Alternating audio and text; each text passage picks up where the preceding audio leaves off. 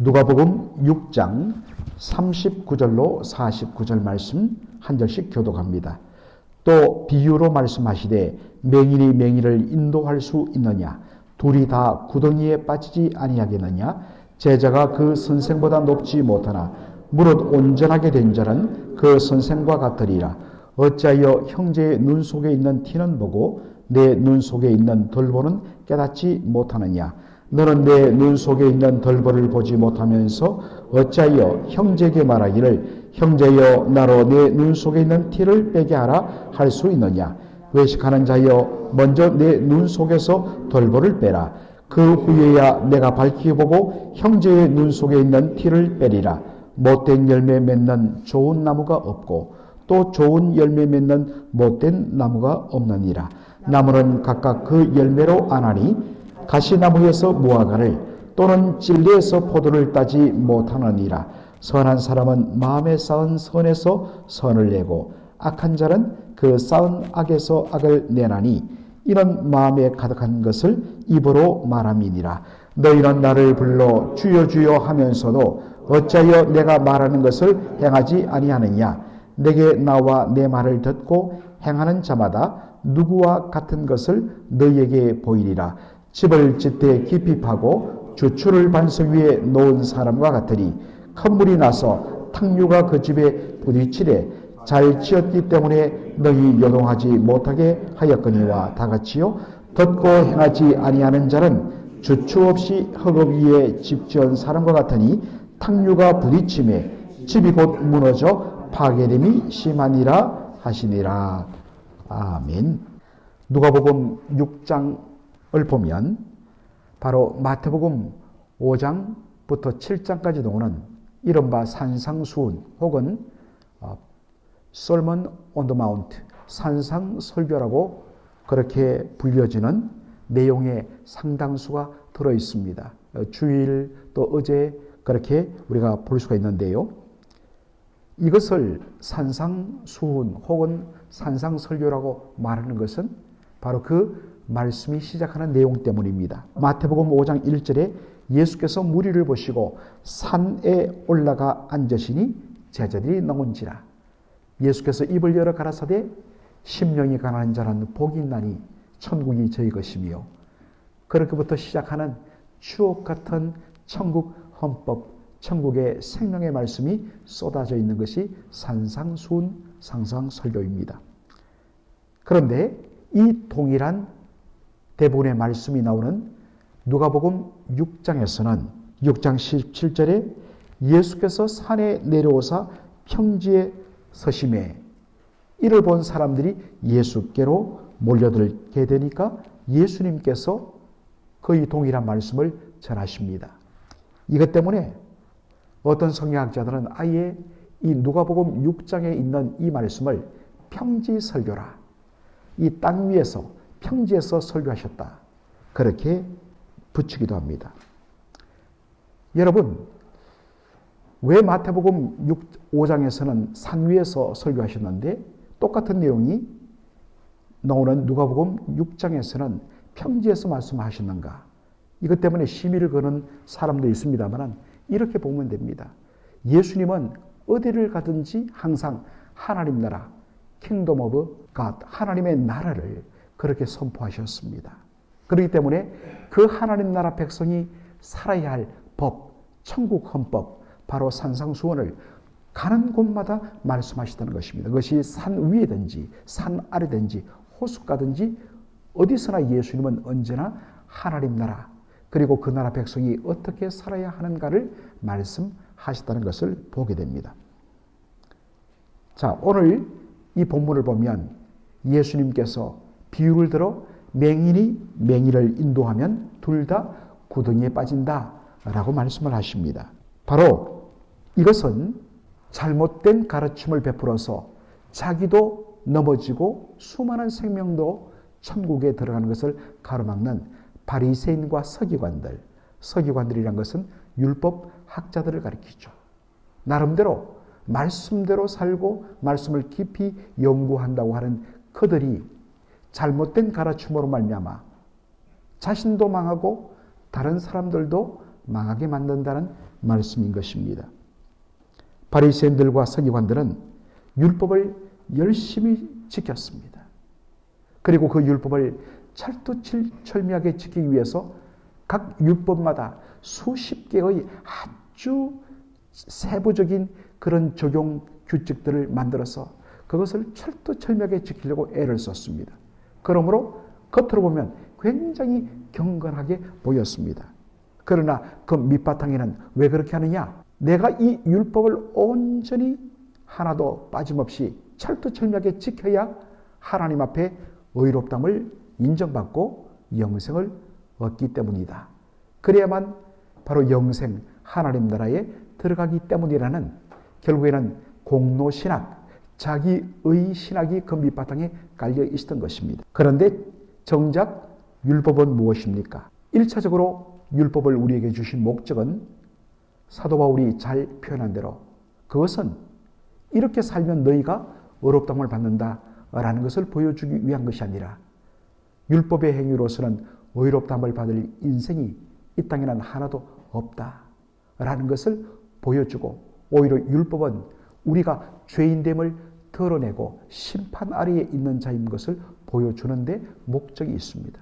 그래서 우리의 의로서는 하나님 앞에 설 수 없다는 것을 인정하고 오직 하나님이 주신 의, 예수 그리스도를 믿음으로 말미암아 모든 인생에게 미치는 하나님의 은혜로 구원받는 그 의를 우리에게 보여주는 일종의 몽학선생, 일종의 그러한 튜도의 역할을 하는 것이 율법이라는 것입니다.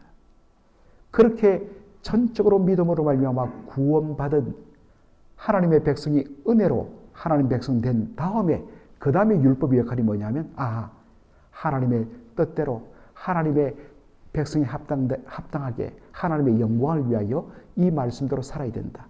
이 말씀을 지키기 때문에 내가 의롭다함을 받고 구원받는 것이 아니라 하나님의 전적인 은혜로 구원받은 백성이 하나님의 뜻대로 이렇게 사랑하며 의롭게 거룩하게 살아야 한다는 기준을 제시하는 것이 율법의 두 번째 목적이다.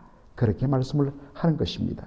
그런데 이것을 망각하고 내가 이 모든 율법을 지켜야만 하나님 앞에 의롭다함을 받고 영생에 들어간다. 그런 생각으로 자신을 그렇게 늘 힘들게 만들고 또한 수많은 사람들에게 그렇게 가르침으로 자신도 망하고 다른 사람도 영생에 들어간 것을 가로막는 역할을 하는 것이 바로 맹인된 바리새인과 율법학자들의 모습이라는 것입니다.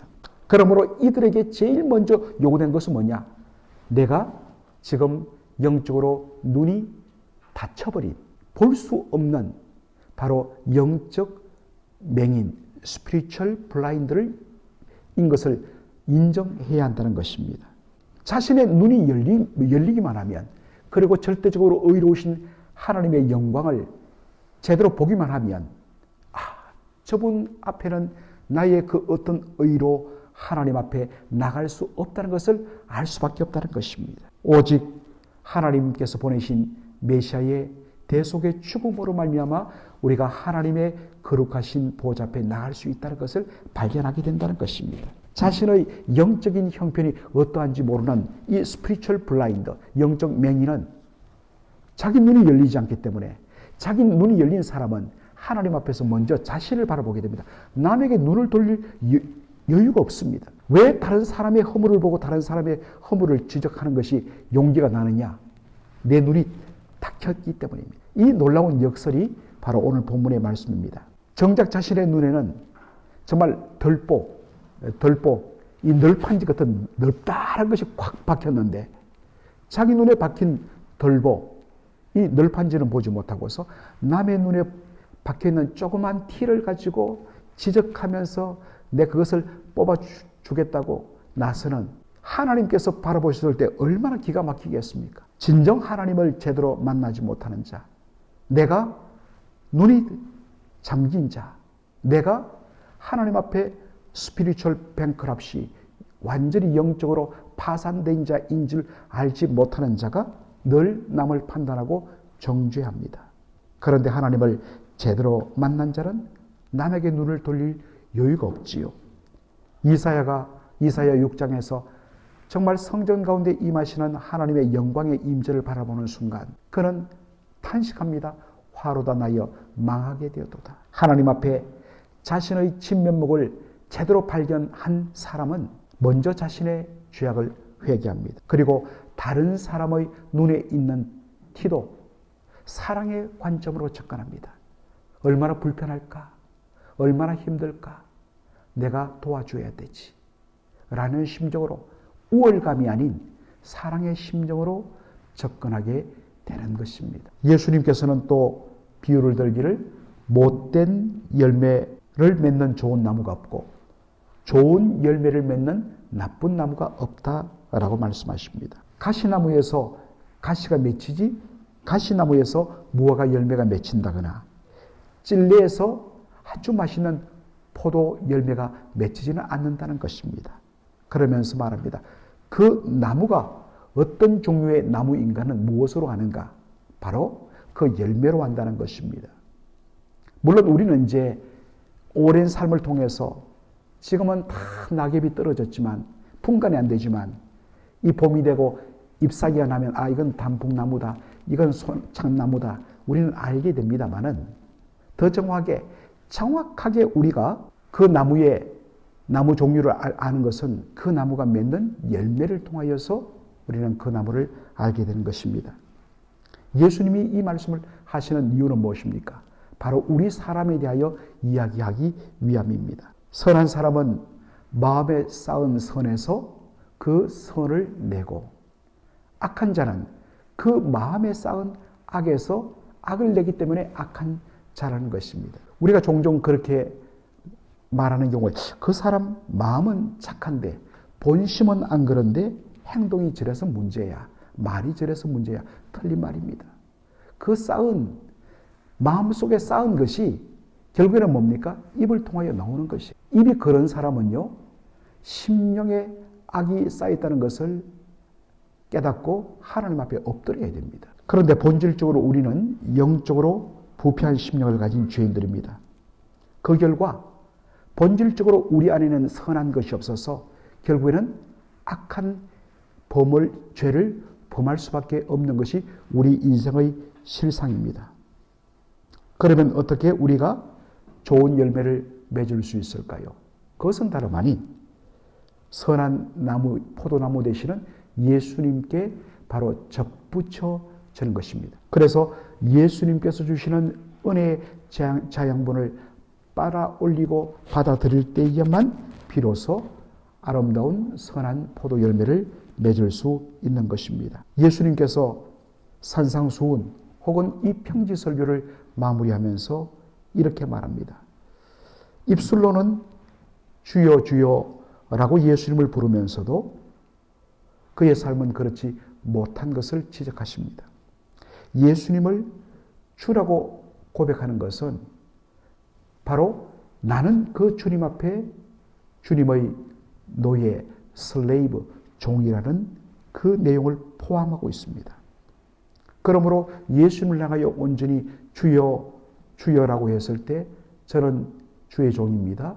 온전히 주님의 뜻만이 저의 모든 것입니다.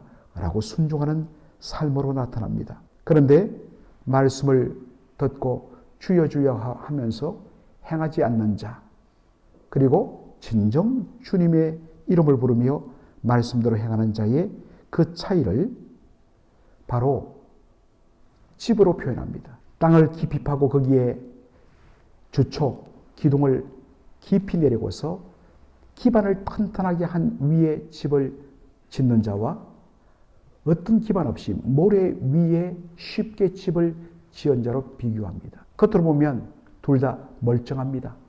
어떻게 보면 기초를 깊이 박아내리면서 짓는 시간이 걸리는 이 시간이 훨씬 더 고되고 걸립니다. 그런데 언제 결과가 나타납니까? 바로 홍수가 나고 바람이 불 때에 나타난다는 것입니다.